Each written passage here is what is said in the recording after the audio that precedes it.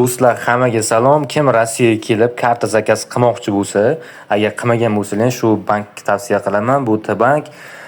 Buni sababi karta olgan paytlaringda 1000 rubl sizlarga bonus beradi. Undan tashqari har bir qilingan to'lov, har bir qilingan savdo uchun cashback tushirib beradi. Bu cashback foizlari har xil o'ynaydi. Shu sababdan cashback har xil. Ну, главныйsi karta бесплатный.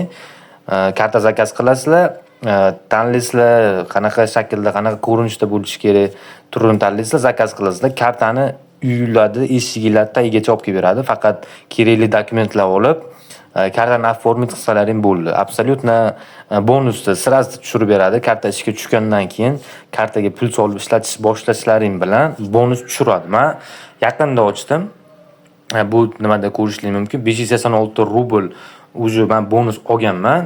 Plus 225 rubl yana turibdi. Buni men ishlatib, o'zimni kartamga, Black kartamga o'tkazirsam bo'ladi.